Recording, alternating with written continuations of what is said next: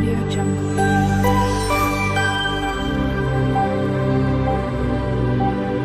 Audio Jungle. Hello everyone, જય શ્રી કૃષ્ણ. મારી ચેનલમાં તમારું સ્વાગત છે. તો આજે હું મસાલેદાર અને ટેસ્ટથી ભરપૂર એવો ગરમા ગરમ વેજીટેબલ પુલાવની રેસીપી શેર કરવાની છું. આ રીતથી એકવાર જરૂર વેજ પુલાવ બનાવશો તો તમારો પુલાવ દેખાવમાં પણ અને ટેસ્ટમાં પણ લાજવાબ બનશે.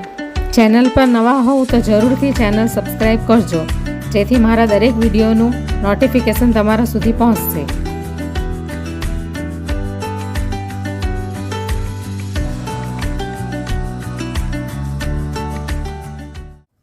તો આજે આપણે વેજીટેબલ પુલાવ બનાવવાના છે. તો એના માટે હવે તૈયારી બધી કરી લીધી છે. તો આ કુકરની અંદર હું એક મોટા ચમચા જેટલું તલનું તેલ નાખી દઈશ.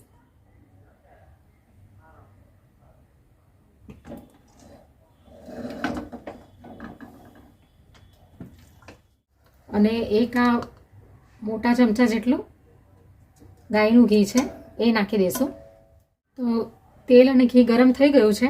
તો હવે એની અંદર આપણે આ થોડા ખડા મસાલા અને આ 1 ચમચી જેટલું જીરું નાખીશું. આ 1 સ્ટાર એનએસ છે, 2 એલચી છે ગ્રીન, અને 2 થી 3 લવિંગ છે, અને 5-6 મરી છે કાળા, અને આ એક સિનેમન સ્ટિક, અને આ તજના પાત્રા.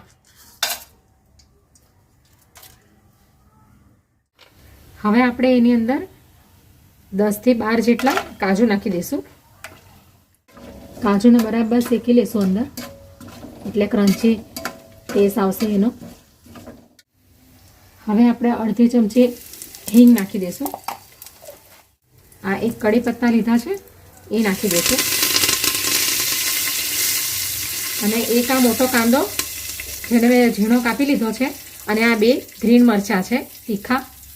તમારે જેટલું તીખું જોતું એ પ્રમાણે મરચાં લેવાના.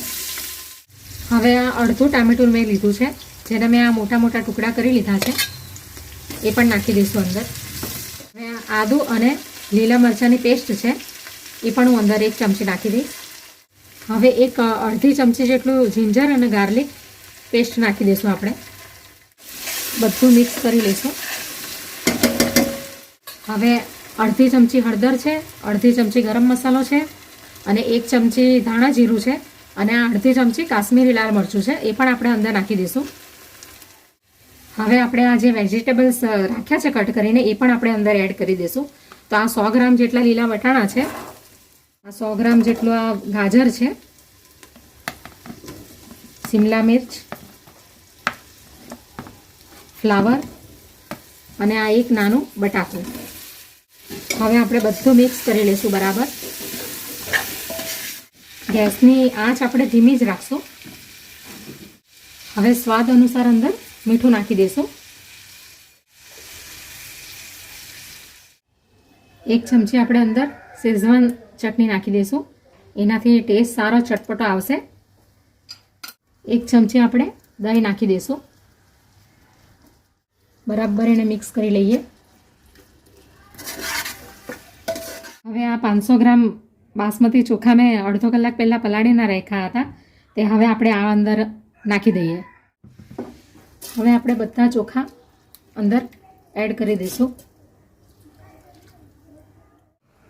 હવે આપણે બધા ચોખાને અંદર નાખી દીધા છે. હવે મિક્સ કરી લઈશું આપણે એને બરાબર. હવે આપણે એની અંદર પાણી રેડી દઈએ. તો આ 500 ગ્રામ મેં ચોખા લીધા હતા બાસમતી, તો એના માટે મેં 2.5 ગ્લાસ જેટલું પાણી લઈ લીધું છે. એટલે આ ચોખા ડૂબે ને એટલું આપણે પાણી લેવાનું છે, વધારે નથી લેવાનું, નહીં તો પછી સ્ટીકી રાઈસ બની જશે.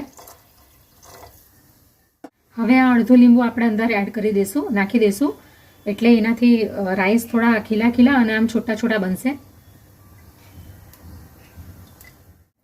હવે બધું મિક્સ કરી લીધું છે. હવે આપણે એનું ઢાંકણ બંધ કરી દઈએ. 2 સીટી આપણે લઈ લઈશું આમાં ફાસ્ટ ફ્લેમ પર.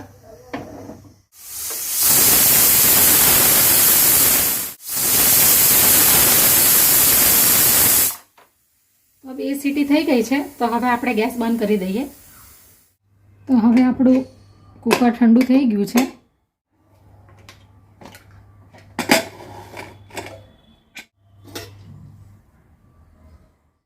તો હવે આપણો વેજીટેબલ પુલાવ તૈયાર છે કુકરમાં. આ રીતનો આપણો પુલાવ તૈયાર થઈ ગયો છે.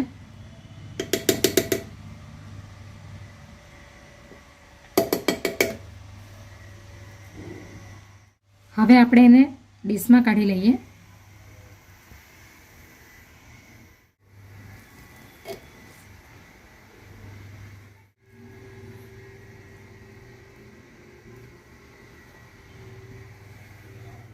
તો તૈયાર છે આપણો વેજીટેબલ પુલાવ, જેને દહીં સાથે, દહીંના રાયતા સાથે અથવા કોઈ બી સલાડની સાથે ખાવામાં આવે છે. થોડુંક ઉપર દેશી ઘી રેડી દેવાનું, એનાથી બહુ સરસ એનો સ્વાદ આવશે અને કઢી સાથે બી તમે એને ખાઈ શકો. તો તૈયાર છે આપણો વેજીટેબલ પુલાવ.